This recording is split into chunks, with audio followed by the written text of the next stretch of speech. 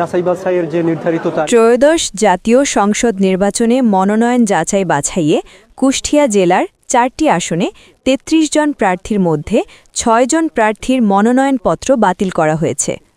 কুষ্টিয়া ভেড়ামারা থেকে সাইফুল ইসলামের প্রতিবেদনে দেখুন বিস্তারিত। আমি রিটার্নিং কর্মকর্তা হিসেবে রবিবার 4 জানুয়ারি জেলা রিটার্নিং কর্মকর্তা মোহাম্মদ ইকবাল হোসেন তাদের মনোনয়নপত্র যাচাই বাছাইয়ের পর বাতিল করেন। এ সময় সিনিয়র জেলা নির্বাচন অফিসার মোহাম্মদ মাহবুবুর রহমান উপস্থিত ছিলেন। বাতিল হওয়া বেশিরভাগ স্বতন্ত্র প্রার্থী ছিলেন। মনোনয়নপত্রের সাথে হলফনামায় ও 1% ভোটারের সমর্থনের স্বাক্ষরে ত্রুটি থাকায় তাদের মনোনয়ন বাতিল করা হয়েছে।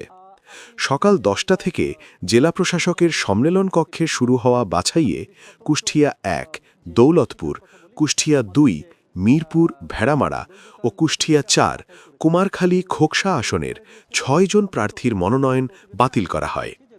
এছাড়া কুষ্টিয়া 3 আসনে সকল প্রার্থীর মনোনয়ন বৈধ ঘোষণা করা হয়। এর মধ্যে রয়েছেন কুষ্টিয়া 1 আসনে স্বতন্ত্র প্রার্থী উপজেলা বিএনপির সাবেক যুগ্ম আহ্বায়ক মোহাম্মদ নুরুজ্জামান ও জাতীয় সমাজতান্ত্রিক দলের জেএসডির গিয়াসউদ্দিন। কুষ্টিয়া 2 আসনে স্বতন্ত্র প্রার্থী আল আহসানুল হক।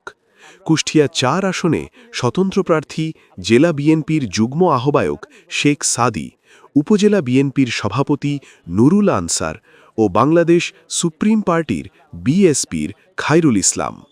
কুষ্টিয়া জেলা রিটার্নিং কর্মকর্তা মোহাম্মদ ইকবাল হোসেন জানান, কুষ্টিয়ার 4টি আসনে 33 জন প্রার্থীর মধ্যে 6 জনের মনোনয়ন বাতিল হয়েছে।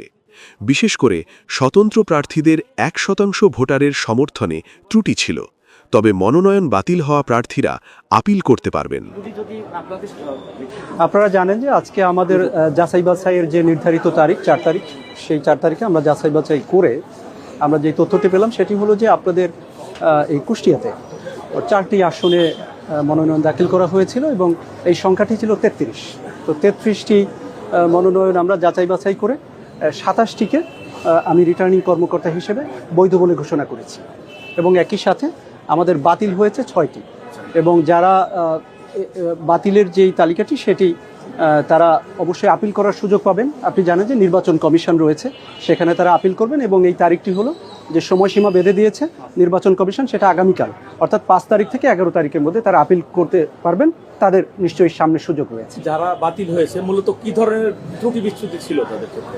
আপনি জানেন যে আমরা বিভিন্ন ধরনের ত্রুটি বিচ্যুতি পেয়েছি। যেমন ধরেন, আমি যদি স্বতন্ত্র যেই প্রার্থী তার কথা বলি, সেখানে আমাদের যে দৈব চয়ন পদ্ধতিতে আমরা যাচাই করেছি, একজন ম্যাজিস্ট্রেটকে নিয়োগ করে দিয়েছিলাম তদন্ত করতে। তদন্ত প্রতিবেদনে আমরা যেটা পেয়েছি যে 10 জন দৈব চয়ন পদ্ধতিতে যেই প্রতিবেদনটি আমরা পেয়েছি 10 জনের তালিকা, সেখানের যে সত্যতা ভোটারের এটি আমরা পাইনি, যে কারণে আপনারা জানেন যে আরপিও অনুযায়ী আমরা এটা আইন অনুযায়ী বাতিল করেছি।